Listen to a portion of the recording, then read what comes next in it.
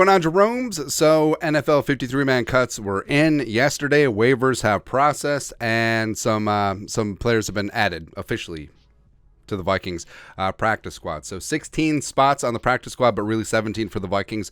We'll get into it. But the Vikings officially announced 12 names that were all in camp with the Vikings this year. And then...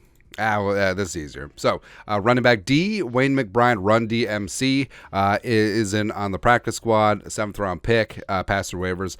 Vikings actually only had one player claimed on waivers, Ben Sims, going to the Packers, no problem. And the Vikings actually didn't claim any players or weren't awarded any players on waivers. It is what it is. But Dwayne McBride on the practice squad, I think he could be something in a year or two, and showed a little something in the game against Arizona. 3 wide receivers. So the Vikings will have 5 wide receivers in the sphere after they waived wide receiver Jalen Reagor.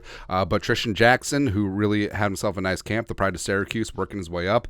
Thayer Thomas, the UDFA from NC State, where I got high hopes for Thayer Thomas, man, but he kept muffing those punts, dude. Got to knock that off. And also Lucky Jackson, XFL superstar, the only DC defender left standing, still makes the practice squad. Love to see that. Pride of Western Kentucky. Offensive lineman Alan Ali, UDFA this year from TCU, ended up working with a second-team offensive line at guard. I love his guard center flexibility. I think he could be something in a season or two. 2 defensive linemen, Sheldon Day, 7th-year man, a preseason superstar. This year's T.Y. McGill, makes a practice squad. T.J. Smith, the backup nose tackle, made some nice plays during preseason as well. 2 edge rushers, so Benton Whitley, made some plays and made some noise and did enough to make himself known on the practice squad. Luigi Villain, who was on the 53 last year, had himself a string of really nice games, lots of pressures and a sack in there as well. Villain is on the practice squad, where I actually thought that he could have been claimed, but the Vikings decided to roster Andre Carter II because I think based on potential and him growing into his NFL body, I think that he potentially could have been picked up as a waiver claim. So the Vikings decided to gamble a little bit with Villain, and it worked out, and he's on the practice squad. 3 corners. Joanne Williams, the veteran, lengthy corner on the outside, had a couple of passes broken up, had a really nice training camp overall.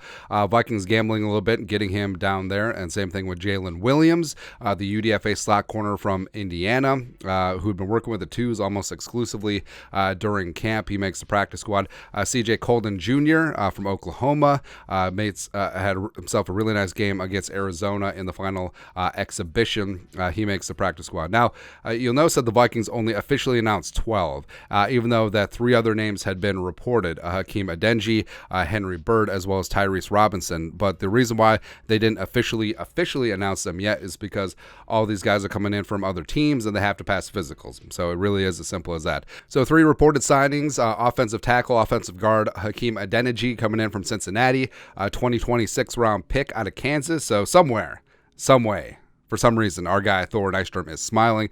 Started 15 games in his career for Cincinnati, including the Super Bowl, where he played right guard. Did not have a good day against Aaron Donald. They gave up 5 pressures and 3 sacks, and basically just handed Aaron Donald, hey, Super Bowl, here you go.